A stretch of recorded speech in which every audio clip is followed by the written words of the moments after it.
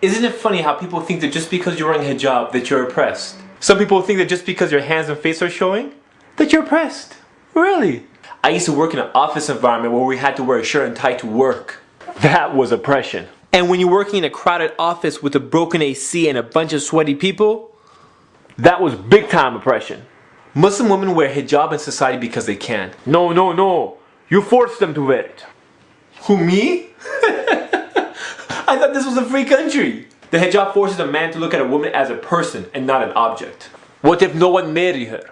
Sisters, if a guy doesn't marry you because you cover, drop him like a bad habit because he ain't worth it. Isn't it funny how society uses a double standard when it comes to women covering their hair? What do you mean double standard? Compare a nun to a hijabi, and you'll see they both cover practically the same body parts. Yet society labels the nun as the one who is practicing her religion and one who is pious, and the hijabi as one who is oppressed. Google the web. Search for Virgin Mary. Look at the images, the pictures that the Christians and Catholics think that the Virgin Mary looked like. Notice what she's wearing. Notice the body parts that she's covering. But no one views the Virgin Mary as being oppressed. Once again, the double standard.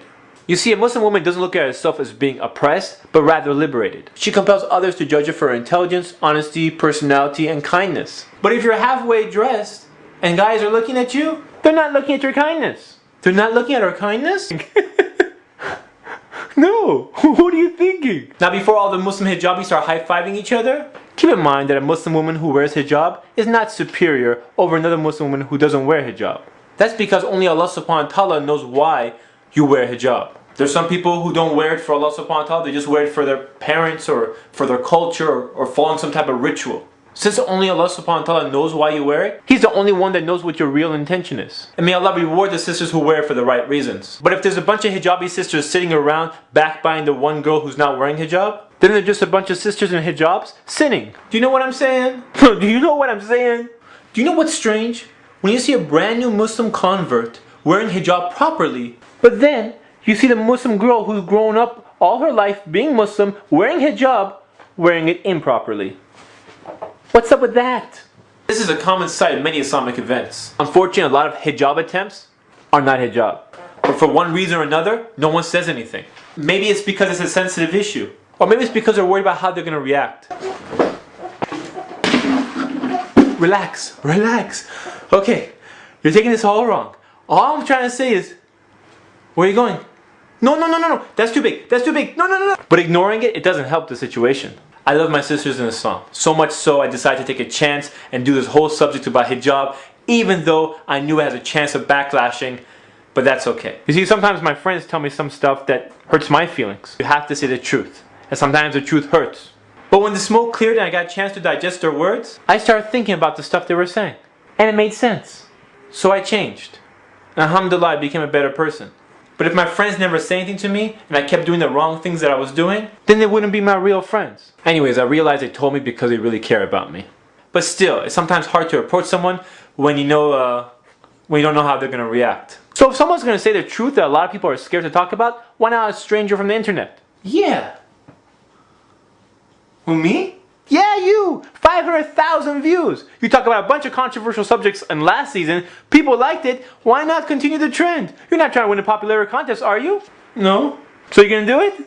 Yeah, I'll do it. I'll do it. Let's talk about hijab. Here are some of the many hijab attempts that you may see at your next Islamic conference. I have bangs hijab. Sisters, if your hair is covered except for your bangs, which have been conveniently styled and groomed, that's not hijab. The tug-of-war hijab. Have you ever seen those sisters who look like they're in a wrestling match with a hijab? Like the hijab is trying to escape? You know, it's like the same type of brothers who's never wore a dress shirt before, and when they do, and they're like tucking it, untucking it, and tucking and untucking it. Anyways, that's not hijab. The Mickey Mouse hijab.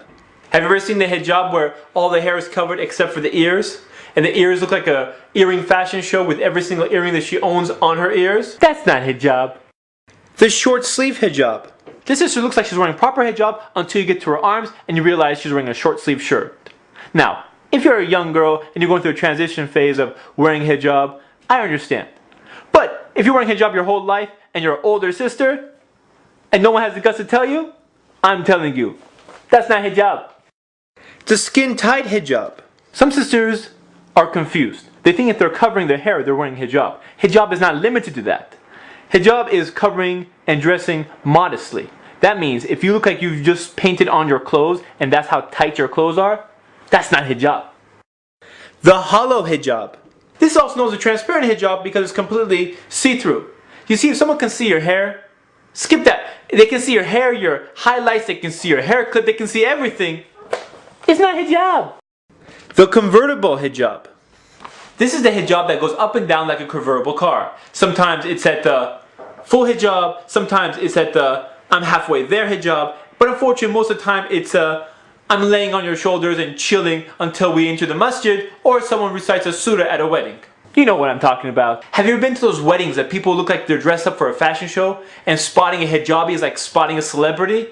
And then when the time comes up for recitation of a surah, suddenly everyone does. People think they suddenly get religious at the time of the surah reciting, and then like only Allah's watching you during that time.